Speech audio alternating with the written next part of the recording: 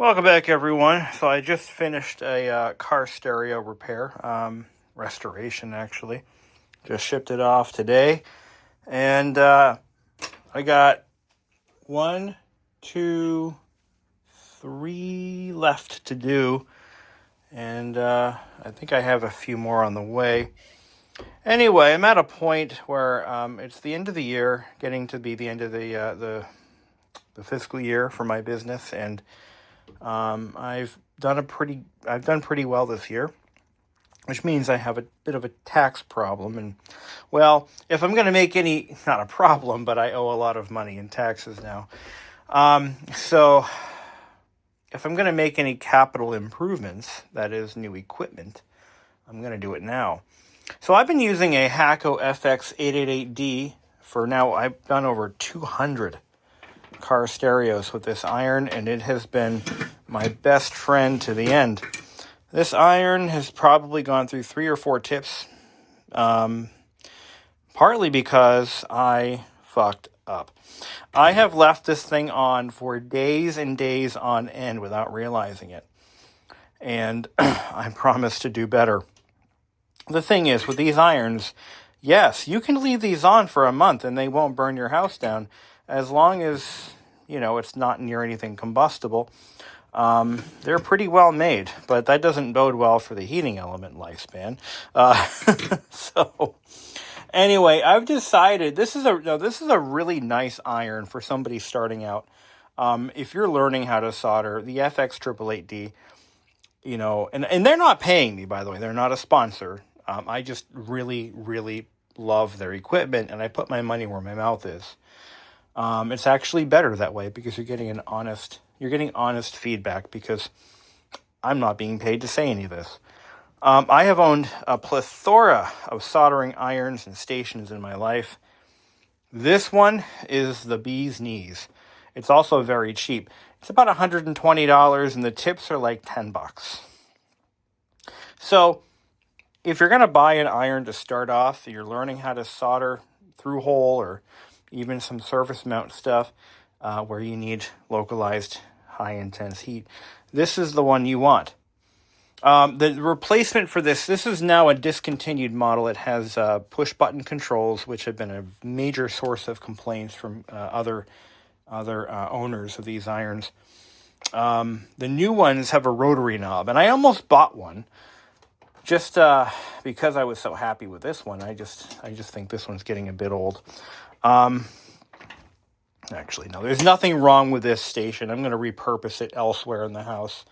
It still has many years left of life in it. But because I'm in a point where I want to start upgrading some of my equipment that I bought when I started out, which this is one of those purchases. I went ahead and I bought a new unit. So let's pull this one out of the bench and put the new one in its place. So the FX-971D is one of many passive element irons. So the heating element is actually built into the handpiece and is a fairly long life element. I mean, this one has, I bet the lifespan could be measured in months on this thing so far. I've used it for 3 years, and it's got some miles on it. It really does. The tips slip over top. Let me show you what I mean. So the tip on a passive iron slips over the element. It's a ceramic element. And I'll pull the collar off. You can see that this is the tip here. And there's a thermal sensor somewhere in this element. That is how the unit regulates its temperature. So this is very basic, very old technology, but it works. The drawbacks of an iron like this is less precise temperature. It tends to cool down quick, so when it touches something, the temperature will drop faster and it won't recover as fast.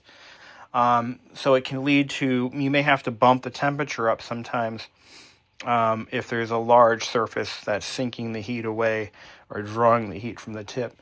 So it's not as precise, but you do get a longer lasting element and the tips are cheaper. So that's a great iron to start off with. What I bought is an active or cartridge type soldering station. I have never owned one of these before. This is a step above the FX-888D. This offers more advanced features that are more suitable for a production environment, light duty production. This is not an expensive unit. This one, well, as soldering stations go, you know, when you start looking into commercial grade stuff, you know, you're looking at, you could get into the thousands very quickly. This cost me around $400, maybe a little more than $400. This is the base unit. It is adjustable. Let me put my phone in a mount so we can get a better. So my only reason for doing this is I've always wanted to try a cartridge unit just to see if they're any better. I know they are. I mean, people seem to love these things, but I never owned one, and I've always wanted to try one. So I figured, you know what, now's the time to buy something like this, because I can write it off as a legitimate business expense, because that's what it is. And that's what write-offs are for. But you know, last year I bought an oscilloscope because I was at a point in the year where I'm like, well, I've made a lot more money than I anticipated, and if I'm going to buy equipment to improve my business, well, now's the time to do it. So, but this is adjustable, I think. Yeah, this opens up. Oh yeah, okay, so that locks, so you can change the angle of the that's interesting. Made in Malaysia. I thought they were made in Japan, but looks like the bottom is actually some kind of a... Oh, that's plastic. Almost feels like metal, but it's plastic. Digital readout, digital controls, USB interface. I believe that is so that you can store profiles, and I don't know. I have to read the instructions. I didn't really read a lot about the unit. I just bought it. So bear with me on this. But let's go ahead and get it plugged in. Comes with a standard Molex plug. But Hakko is quality stuff. I have never gone wrong buying Hakko equipment. In fact, I bought the FX-888D for my employer. It's actually on my workbench at work. It doesn't get a lot of use though. That was the first one I bought, and of course that's not mine, so I obviously can't bring it home with me. Wish I could, but can't do that. So let's go ahead and route the power cord. I keep the iron, the main unit, up on my elevated shelf here. Let's plug this guy in. It's got an external replaceable fuse. That's a nice feature. You don't typically see that on your lower end equipment, or do you? I don't know. Do you these days? I'm not really sure. But because of its angle, I'm going to adjust it so that it's straight here. Is it overkill for what I do? Well, probably, but I do a lot of soldering, so I don't think so. The FX-888D was a really good choice for an iron to start out with. But again, I wanted to, you know, get something a little more professional. And so I did. All right. We'll take a look at the manual and look at what the specs are. It came with a CD-ROM because apparently it's 1995 again. Firmware update, control software. So, what model is this thing? This is the FX-971. The FX-972, I believe, is a dual output model. This one is it comes with a nice new iron holder, a nice new ball of wire, and a sponge that I'll never use. I don't use the cleaning sponges. I don't use them. So this goes in here just like it does in the other unit. It has tip holders. Here's the handpiece. So the handpiece really doesn't contain anything more than just some contacts, maybe. On these, let's take a look at the tips here. Now let's cut this open with a scissors. I don't have anything here that I could. Well, I'll find something. I'll find something. You don't need to keep that. But these are the tips, and they come in a sealed bag. Integrated. Yeah, you can see there's little pinholes here for the thermal probe. So the thermal probe is now part of the tip, giving you a more accurate reading. Now these are about 20-25 bucks a piece depending on the size. So they cost more and they don't last as long. That is the concession when you go with a cartridge type like this. This is considered a cartridge. Yeah, it costs more to run in the long run. And it looks like you get little holders here. The tip that I'm going to be using the most is probably going to be this one. This is a got a 1mm. It's a BC. That's something cone. That's horizontal 1mm, vertical 2mm. The other one's a 0.8D. I forget what these were on the website for the ordering. Anyway, oh, they're actually perforated bags. Oh, nice. So I got two different tips to try. Whichever one. Oh, there's stuff inside. Hear that? The other one doesn't have stuff inside. This one does. So yeah, these aren't cheap. So I got two different ones to try out. If I don't like them, I'll go with a different one. And so it will be done. So this one has a much thinner cord. Now, before you ask, because I know someone's going to ask, how do I know I didn't get a fake one? So Hakko equipment is readily faked. I guess those aren't probes. I should probably read the instructions. What do you think? Let's take a look at them. So I bought this directly from Hakko of America. I don't trust resellers. I buy all of my stuff directly from the manufacturer. It's not worth, if I'm going to spend real money, I'm going to do it the right way. And the manufacturer had it, because you can buy directly from Hakko, and that's just what I do. But like I was saying, their pricing is on par with everybody else's. It's not that much more. And you're guaranteed to get the legitimate article. A lot of Hakko's equipment, including the FX-971D, is counterfeited on a regular basis. So what do we got? And this is one feature that sold me. It has a sleep setting.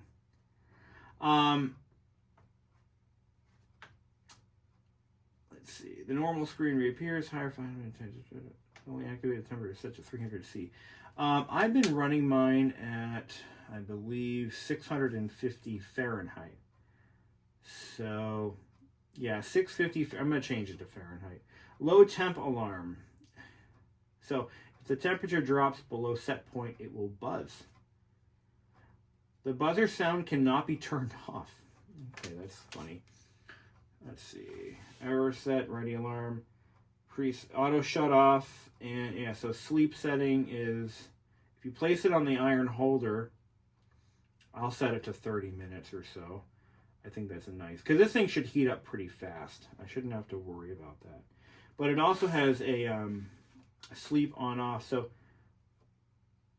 set whether or not to automatically transition to sleep mode once the time set in parameter number 2 is, okay, cool. Auto shut off. Set whether or not automatically, so I got to go through all the controls here. We'll look at that in a minute.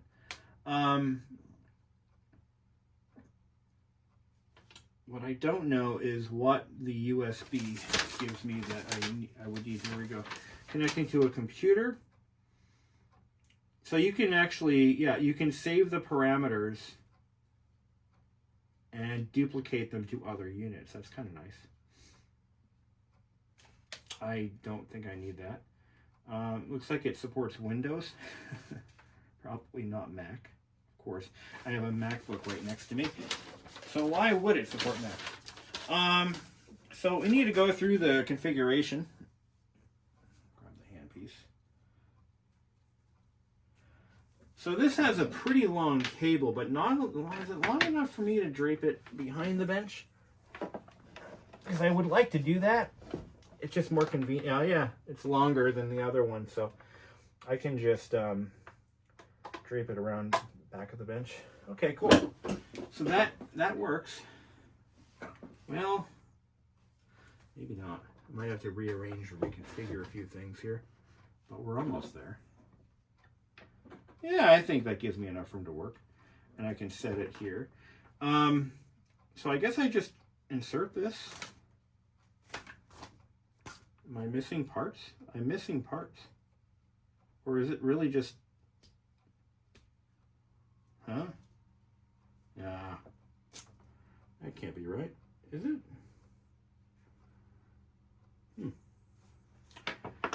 Interesting. I don't see any instructions on how to actually insert. No, I guess you literally just shove it in there. You gotta be kidding me.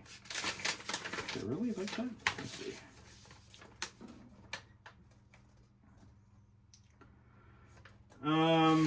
Okay, yeah, I think I saw this in a video. Oh, the tips go here for storage.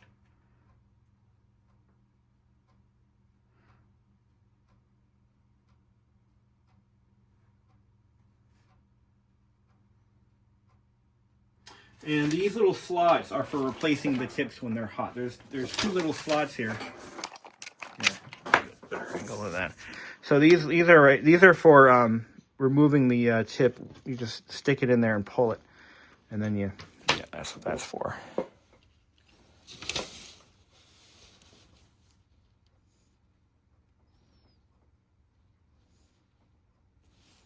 Yeah.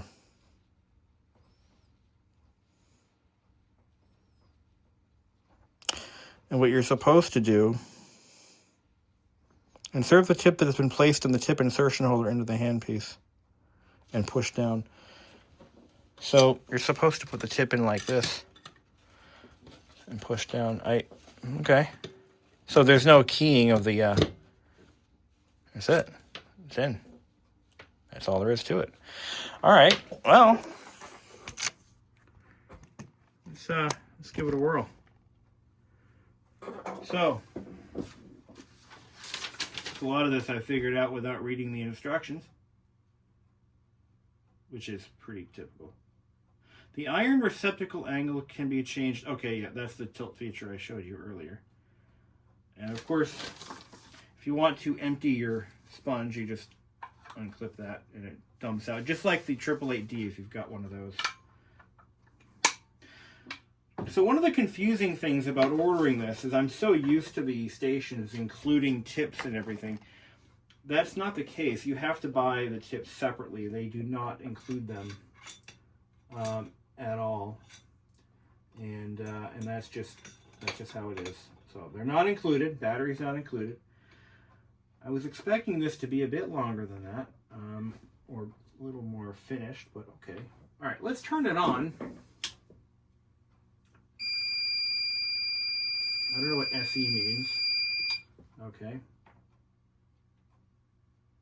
It was warming up. Oh yeah, it was warming up. So you got that. Okay, soldering station instruction manual.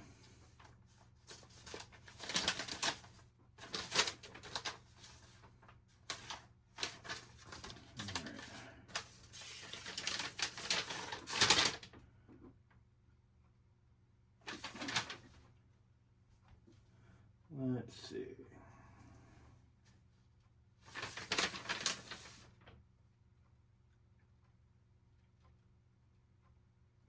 We don't need to do that.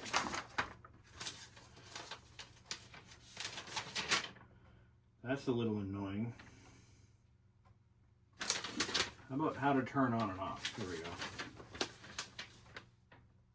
go. Operation.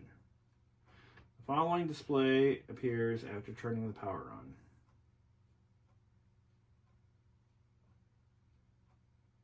Is this not in all the way? Oh, maybe not. I think it was a little loose. Yeah, that's what happened. It wasn't actually in all the way. So if that's loose or not locked in completely, you're going to get that error.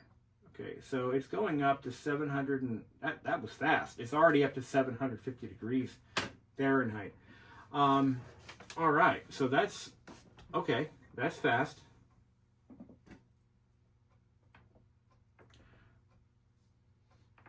Smells like a new iron. Cool. All right. Oh yeah, this is adjustable too. It's all about customization. I'm sure that's good and tight though. So it's already set to Fahrenheit, and I guess I go to preset 6. So preset 1 is set to 600, and then I press the temp button. Let's go ahead and look at that.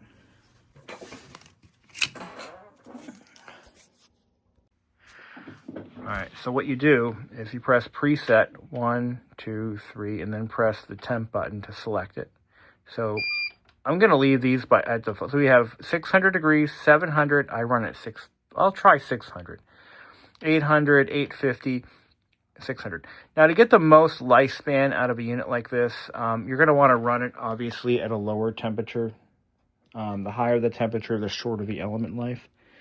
But I typically find that 650 is, but we'll try, because that was with the old iron. Maybe the new one will be better at desoldering. I do leaded solder all the time, so the temperature range is usually a bit lower.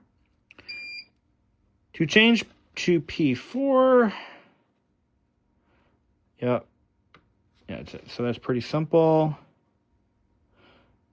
Do not file your tips. That's pretty standard. Never. These are plated. You don't want to do anything to remove that plating.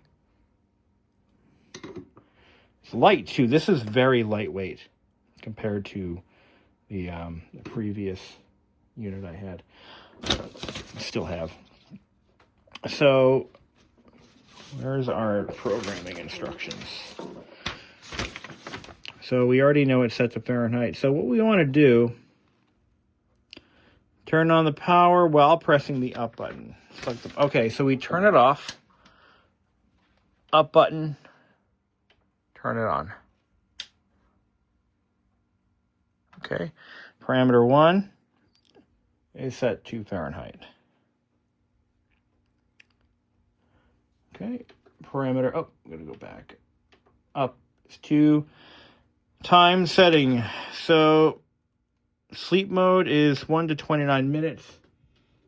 And I'm going to hit the select button, the temp button right here. That's return. I want to set this to set up to what, 29 minutes? Yeah. 29 minutes. Okay. This is actually a lot easier to program than the other unit, the 888D. So number 3, low temp alarm. I'm going to leave it at 270. That's the default.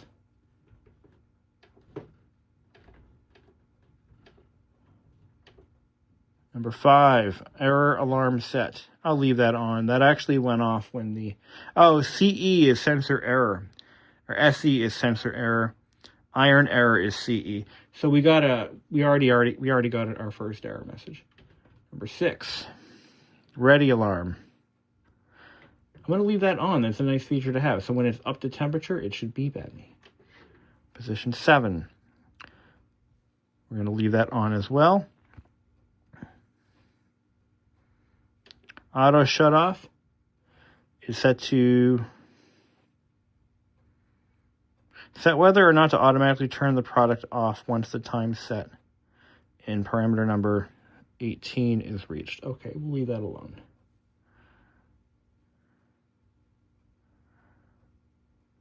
Yeah, we're going to leave that on because I have already accidentally left my iron on for far too long. Number 13, it jumps to 13. Activation temperature settings. Set the temperature during sleep configured in. So in sleep mode, it will lower the temperature. It's currently set to 400. I think that's a good temperature to have. Number 14, password lock. We don't use that here. Number 18, auto shut off is set to 18 minutes. No, what's 18? Set the time until the product trains. Oh, 30 minutes. Okay. 30 minutes. Let's do 60 because I usually leave it on for lengths of time like that while I'm working. So, yeah, I think 60 minutes is a good for what I'm doing. Preset temperature, changing registered temperatures. Okay, this is where you go through each temperature, each parameter, or each preset, and you set the temperature that you want.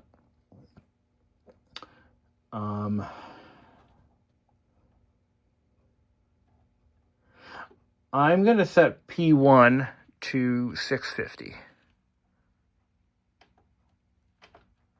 I like this. So far, this is a lot easier to use. I'm at 650. There we go. Okay.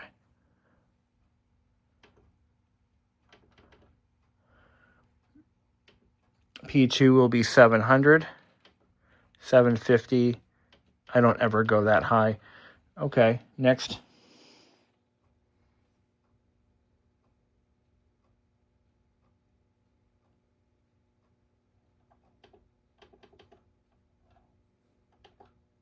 There you go. Hit the sleep button, the return button, or the back button to get out of 23. 24, preset temperature.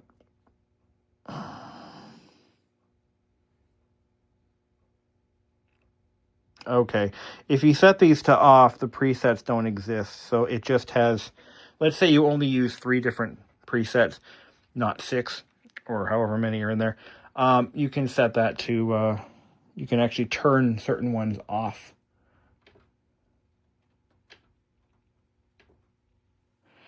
And 25 is initial reset. So I think we're good to go. Let's see how fast that thing heats up. Look at that. So it reached the 650. It overshot it, and now it's drawing it back. All right. Now, obviously, we need to demonstrate this thing, and I'm not going to leave you guys disappointed, I hope. So I have this board. This is just a typical amplifier board from a Pioneer MSSS1, which is used on the Miata limited editions and some other vehicles. I'm going to desolder this entire control stack with my FX-301, which is an absolute bargain of a desoldering tool at $350, I think is what this thing cost me. Worth every penny. We're going to desolder all of these. And I'm also going to try to solder, get a little bit of solder bead going on one of the backplane, or on the mounting plate. Occasionally I have to add ground wires where they're not supposed to be.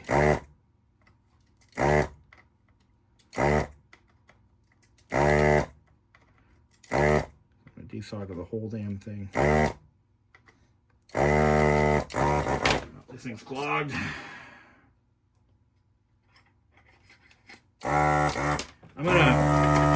This thing's due for a good cleaning, so I think what I'm gonna do is I'm gonna pull the, now this is, I don't know how many of you own one of these and don't know this, but you take this tool here, while it's hot, drop the iron, or the drop the tip out, then you take your cleaning tool that is included, you know, that tool that you threw away that you didn't know what it was. It's here somewhere. Is that it right there? I have it here somewhere. There it is. This is, it looks like a just a long screwdriver, but this is actually a cleaning tool. And use it to clean out the barrel.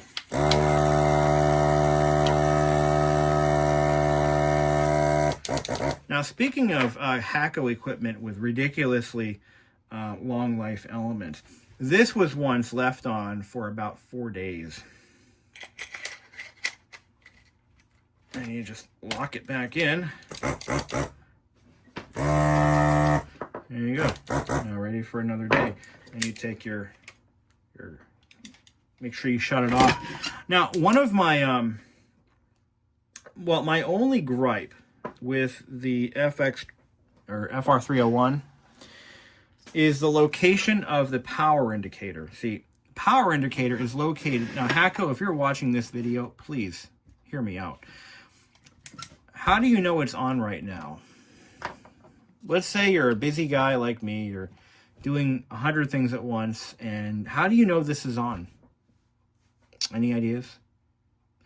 Well, there is one LED on the handle right here facing the iron holder. See how it's off right now? So if you happen to glance at it, if you see it, it's off. Oh, there it's on again because it's maintaining temperature. But the only way I know is and this is something I've adopted as standard practice, but when I walk away from my bench, I pull the trigger to make sure it's off. Because even the power button, you can't really readily tell whether it's on or off just by glancing at it. It's really a complete design fail, in my opinion, by Hakko. This is how you know they're not paying me, because I'm talking smack about their product. It's a wonderful tool. Beautiful tool. Reliable tool. And I've made a lot of money with this tool. It doesn't owe me anything. However,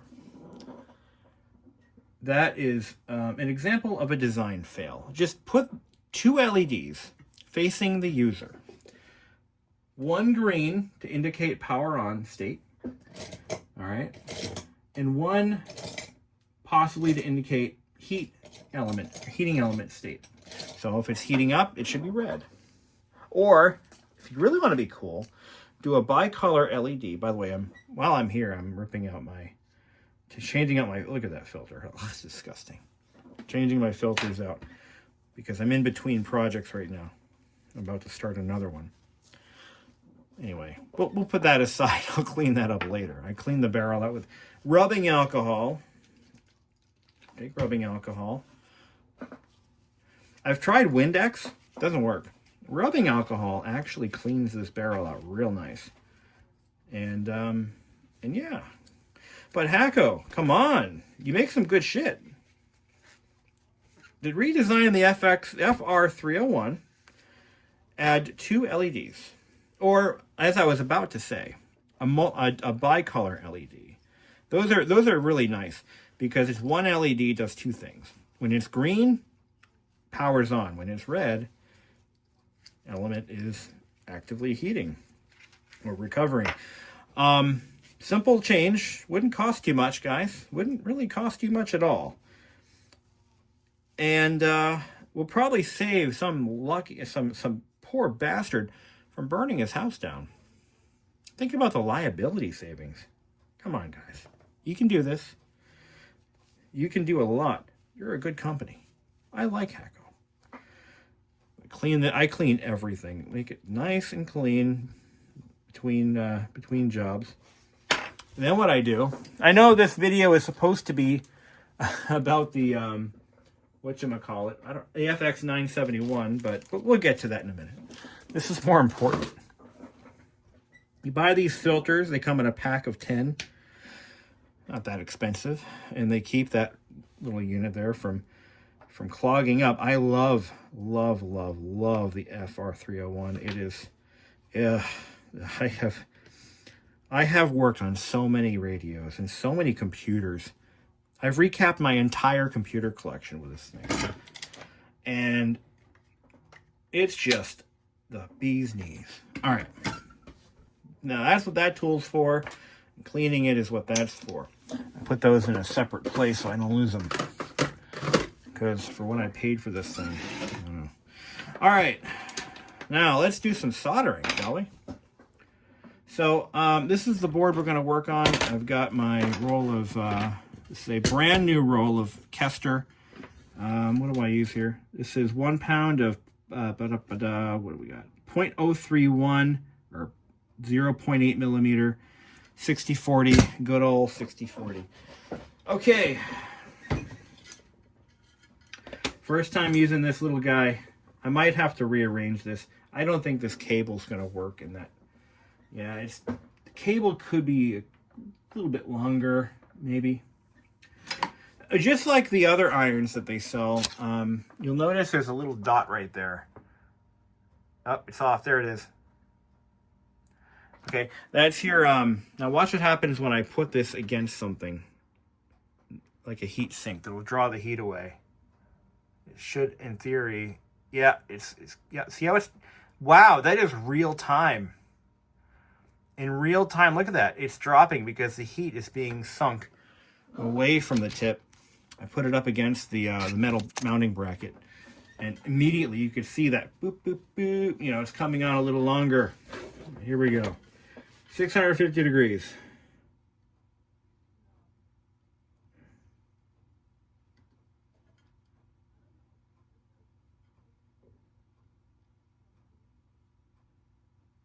All right. Trying to find my, this is a tip that I've never used before. But overall, yeah, I'd say this is, you know, my first impression is the sheer lightness of the handpiece. That's my first impression. It's very lightweight in comparison to what I'm used to using. I'm going to actually reroute this cable. Oh, is there a lock on it? Yes, there is. There's a retaining lock.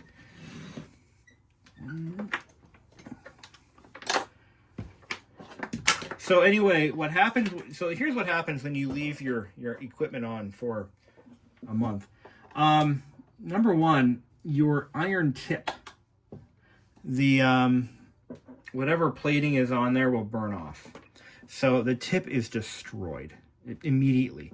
The tip will be completely demolished. You will never be able to use it again. That's number one. Pop it back on. Look at that, already up to temperature. Boom. So your tip will be destroyed. So that's why I've had to replace at least 2 of those tips. But all right. Yeah, I'd say this does a nice job. Again, the weight of the handpiece is the first thing that I'm noticing. And I may want to do, I may want to set it to a lower temperature because I'm burning the flux. So for general soldering, I think with this one, yeah, look at that, cleans up nice. I'm going to lower the temperature.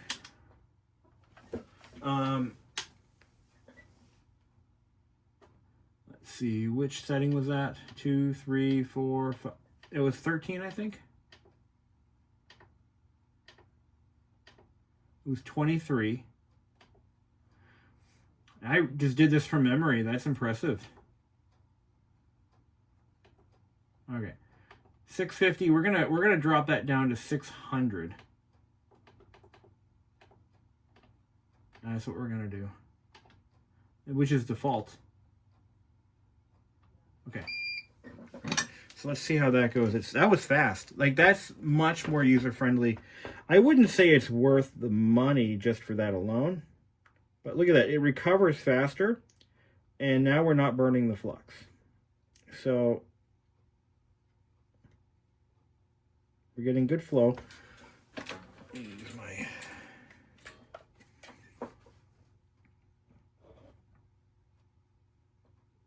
Yeah, this is perfect because it has such a very fast recovery time once the heat starts getting drawn away from it. It's much faster by comparison than the passive irons. Because of that, I can run at 50 degrees cooler, and I'm seeing just as, yeah, look at that, recovery is so fast. I can do this without burning my flux. Look at that. That's beautiful. Now, let's, I'm going to solder this tab. There's 2 ground tabs to a steel plate. Now that's where running it at a higher temperature might make a little more sense. So let's bump it up.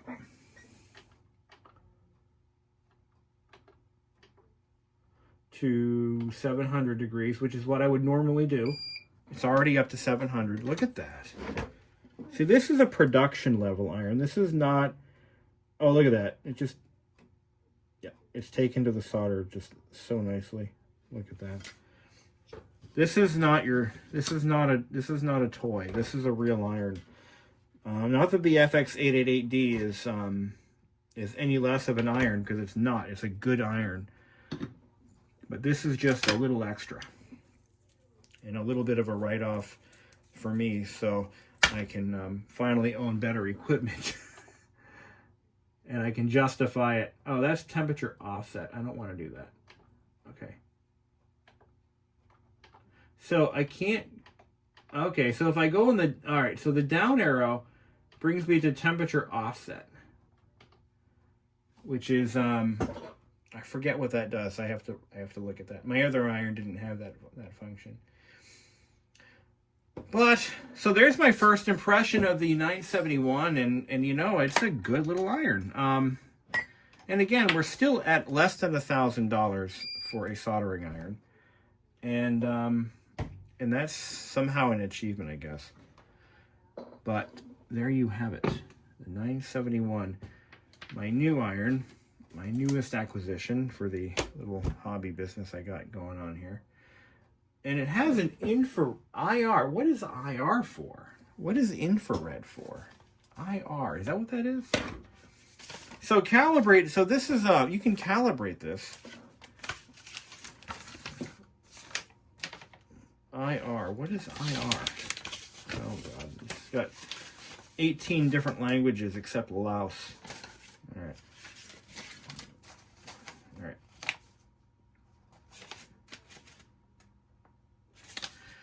Oh, here we go. Low temp alarm, yeah, we know that. Is there a glossary of terms? Temperature offset. Control computer.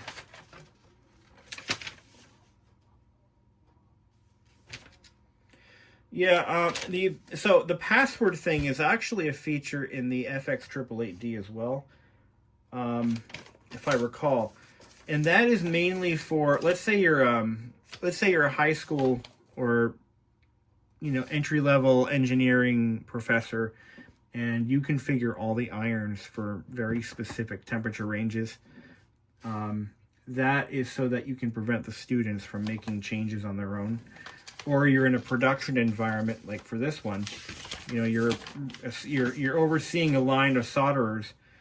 You don't want them making changes, because a lot of shops will require, or a lot of jobs require some certifications.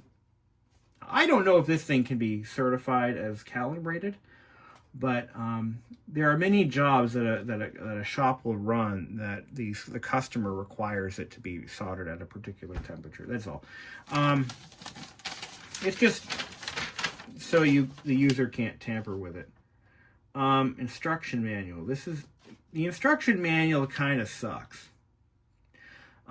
It's not really. This appliance can be used by children aged 8 and above, and persons with reduced physical, sensory, or mental capabilities, or lack of experience and knowledge if they have been given supervision. Interesting. This is maintenance, troubleshooting, operation. So why the IR button? Pausing works, sleep mode. Oh, so I can manually put it into sleep mode, which I think drops it down to 400, and then turn it back on when I'm done. Yeah, so it sets it to parameter 7.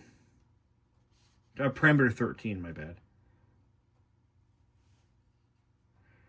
You can automatically change the offset value using it. Oh, the offset is to compensate for calibration.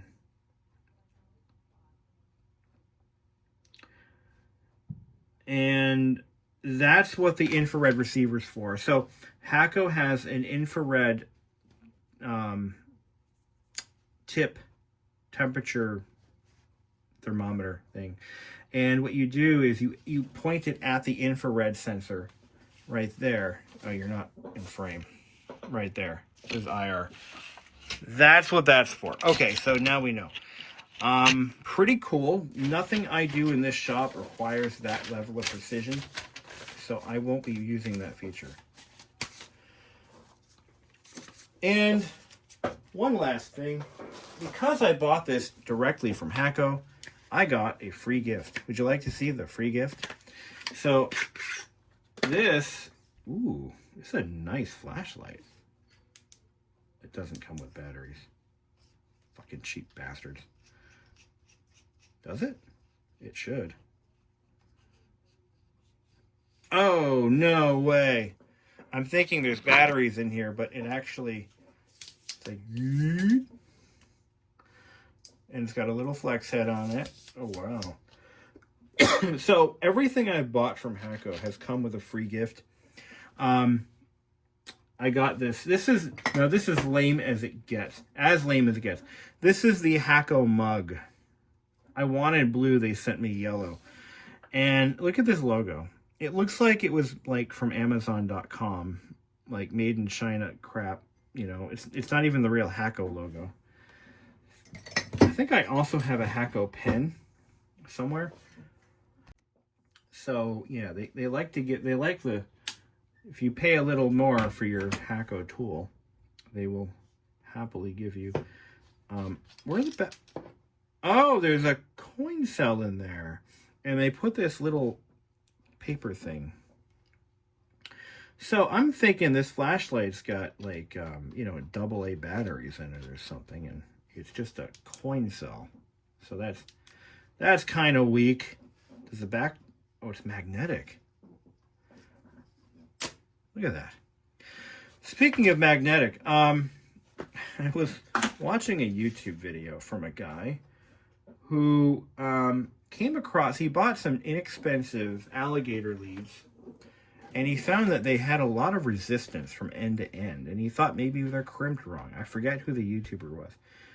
They're crimped wrong, maybe. So he re-crimps them and solders them.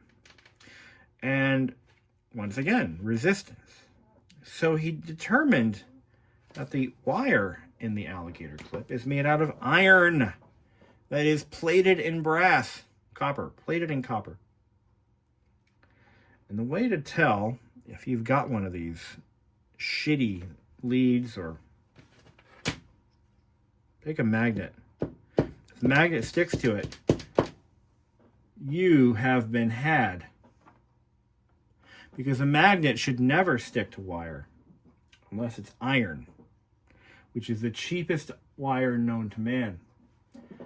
So now that you know that's a problem, maybe check all of your leads for resistance, and better yet, just take a magnet to them. If the magnet sticks, it'll stick to the clip. If it sticks to the wire, well, you maybe not want to use that. But none of my wire is magnetic, so thank God. Because that can cause problems. When precision is important, well, there you go. So I got this neat little flashlight from Hakko Tools, and that's kind of cool. Don't know what I'm going to do with another. I have so many of these around the house. I used to get them at trade shows. Whatever. Well, since I still have you here, what else can we talk about? I'll put this back in the bin. I gotta start on another radio tomorrow, which is already, is it Thursday? Or you no, tomorrow is Wednesday. Today's Thursday. Today's Tuesday. And I'm gonna start another Another little radio for a customer. I'm the radio guy now, apparently. So yeah, there's my new 971. Thank you for watching. And that fluke, I recapped that, by the way, and still works. It never had a problem, but it's actually about 35 years old. So I went ahead and gave it a mercy recap job, and I checked the calibration on it, and it seemed to be okay, so we'll give it a pass. I haven't been using my oscilloscope much lately. I used it, it came in handy. So I needed to find where the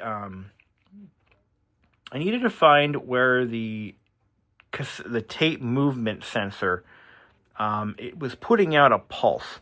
And I needed to find out what that pulse was. And this thing did the job.